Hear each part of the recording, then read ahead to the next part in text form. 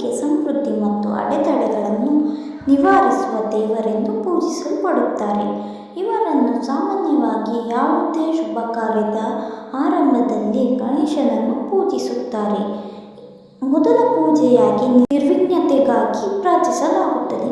ಗಣೇಶನಿಗೆ ಗಜಮುಖ, ಏಕದಂತ, ವಕ್ರತುಂಡ, ವಿನಾಯಕ ಮುಂತಾದ ಅನೇಕ ಹೆಸರುಗಳಿವೆ.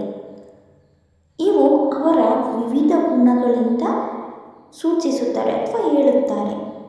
ಗಣೇಶನ ಜನನ ಕಥೆ. ಪಾರ್ವತಿ ದೇವತೆಯು ತನ್ನ ದೇಹದ ಮೈ ಬಣ್ಣದಿಂದ ಗಣೇಶನನ್ನು ಸೃಷ್ಟಿಸಿದಳು.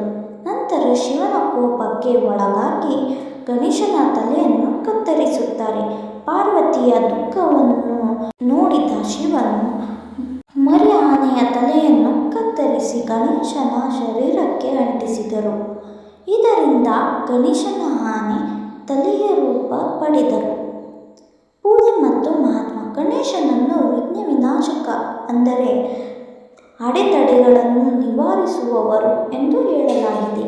ವಿದ್ಯಾಭ್ಯಾಸ, ವಿವಾಹ, ಗೃಹ ಪ್ರವೇಶ ಮುಂತಾದ ಎಲ್ಲ ಶುಭ ಕಾರ್ಯಗಳಲ್ಲಿ ಗಣಪತಿಯನ್ನು ಮೊದಲು ಪೂಜಿಸುತ್ತಾರೆ.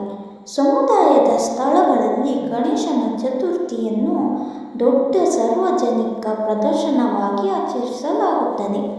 ಈ ಹಬ್ಬವು 10 ದಿನಗಳವರೆಗೆ ಇರುತ್ತದೆ ಮತ್ತು ಕೊನೆಯ ದಿನ ಗಣೇಶನ ವಿಗ್ರಹಗಳನ್ನು ನೀರಿನಲ್ಲಿ ಮುಳುಗಿಸಲಾಗುತ್ತದೆ.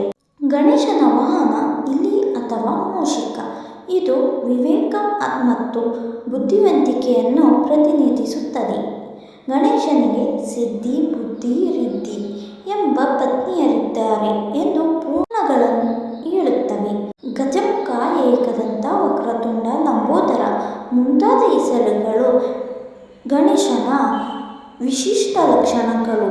ಗಣೇಶನಿಗೆ ವಿವಿಧ ಥರದ ಹೆಸರುಗಳಿವೆ. ಗಾನ ಚತುರಾಯ ಗಾನ